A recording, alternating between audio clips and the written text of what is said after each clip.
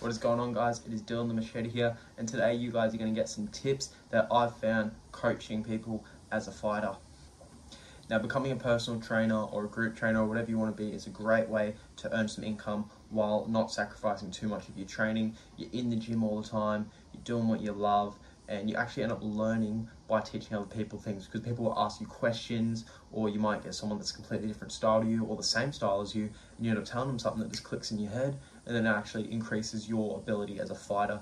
And that's why I love doing this as a job or part-time. So first thing I want to cover is the mental side of it. Now, I struggled with this a lot at the start of it. Before I went over to Thailand, I was coaching people, and it's just the fact that I was working at a restaurant at the time and I was earning a very minimum amount of money, and the amount that I would charge someone, to say for example I was only getting $16, $17 an hour at this restaurant, but when I did a personal training with someone I would be making $35 just for half an hour. And it was just a little thing in my head, and then I was kind of being a bit weird towards my clients, and it wasn't even a conscious thought. It's just like in the back of my head I was like, fuck, do I deserve this type of money? Training someone, like doing something that's so easy to me. But you got to remember, you're not getting paid based off your time, you're getting paid based off your value that you're bringing to someone. So that's the first thing I wanted to cover, just getting over that little mental edge. And the way that you can also do that is going to be my second tip. Start training people for free. You're going to get a lot of experience training people for free, whether it be your brother, your sister, your mum, your dad, good mates. Just train them for free or at a very discounted rate. Or start asking your coach if you can start teaching some classes just to get that experience as a trainer. Probably my biggest issue when I first started was communication. So in the past I wasn't a great communicator. I was a very isolated person. I didn't like to be in front of people, but now that I've gotten the experience of speaking to people in crowds, of training people one-on-one, it just kind of comes with it. And if you can get that experience just training people for free, it's not going to feel weird. If I ever held pads in the fighters class at Strikeforce, I'd just hold them and it'd just be like a normal thing. And that was another way that I kind of got my repetitions and just kind of giving people tips and all that. But yeah, just keep cracking on that way and you will get better as a coach. The third thing I want to talk about, and this is probably the most frustrating thing about the job, you will have cancellations and it sucks. You're going to have people that cancel 30 minutes before, that cancel the night before when you're asleep. You're going to have people that cancel the day off. You're going to have so many cancellations, but you got to have a way to deal with it. Whether it's having whether you're making people pay you before you do the session. That's what I used to do. I'd train people for a few times and they'd just pay me after the session. But if I had someone who was constantly cancelling, I wouldn't book them in until they transferred the money to my bank account, or if they paid a couple more in advance. Those are some ways that you can get around that issue. Or if someone does cancel and you don't want to be charging them for whatever reason, you can just do your own training during that time. So for example, okay, I've had a 30-minute cancellation. All right, that's all good. I can just shadow box for the next 30 minutes, or I can, all right, got 10, 15 minutes spare.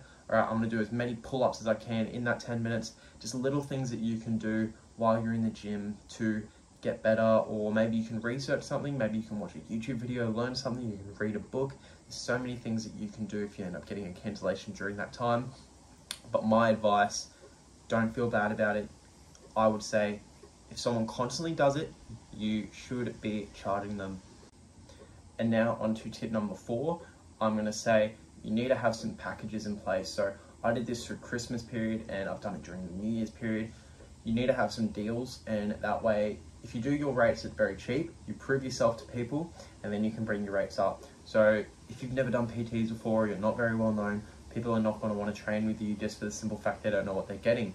But if you start training a few people, you have a good name, you start building that reputation, you're going to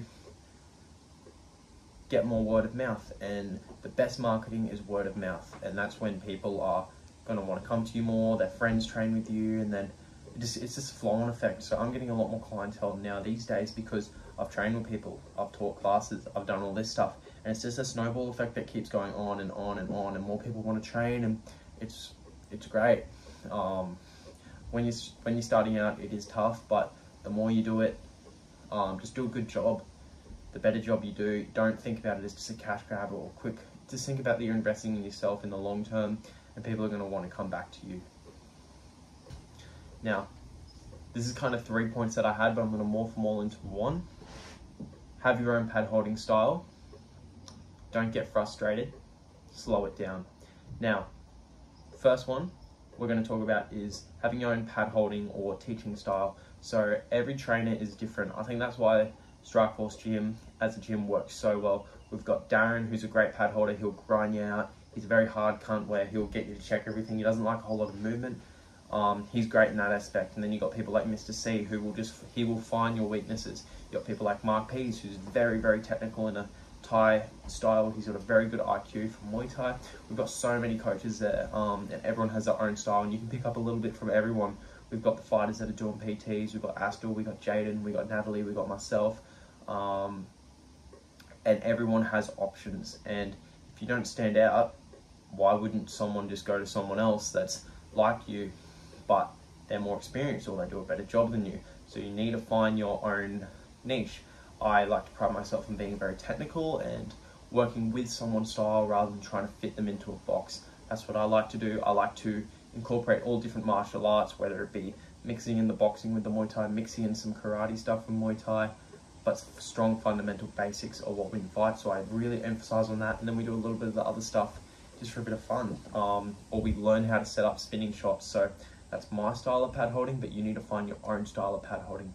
Now, part number 2 was slow it down. Now, you're gonna be training some beginners, and you're gonna be training some people that have trained with other people who will need to be retaught certain things, and that's just part of the game. You need to slow it down and not get frustrated with them taking a little bit longer. So even if you need to slow it down to the baby steps, get them to do everything in slow motion.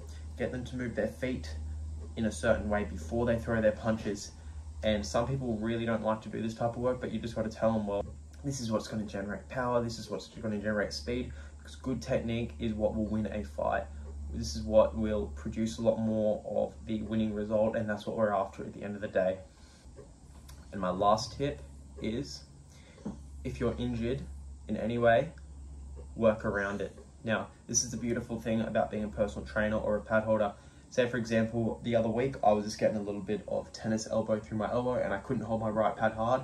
So what I did is I grabbed a stick, and we're working a lot on head movement and left hook. So I'd throw it down, my clients would move their head and we'd focus on left hook, or I'd throw it and then I'd catch that for the right hand. So you can be adaptive, which is a beautiful thing. You can just say to them, okay, today we're going to be working on footwork. So we're not going to be doing a whole lot of pad work. We're going to be doing a little bit, but this is what we're going to do instead. You can get them on the bag, doing plenty of bag rounds.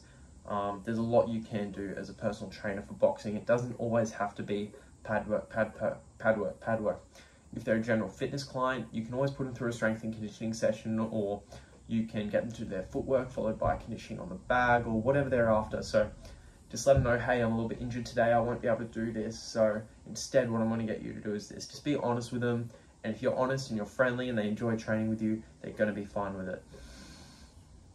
So I really hope that these little tips help someone. If you're thinking about doing personal training, or you are doing personal training and you've just started out, I really hope this helps you out as a fighter, because it is a great way to keep getting your training in and keep progressing at a good rate. You're going to learn a new skill with this coaching, and it's just one of the best jobs in the world, in my opinion. So hope you guys really enjoyed this, and I will see you guys in the next one. Don't forget to like, comment, and subscribe to the channel.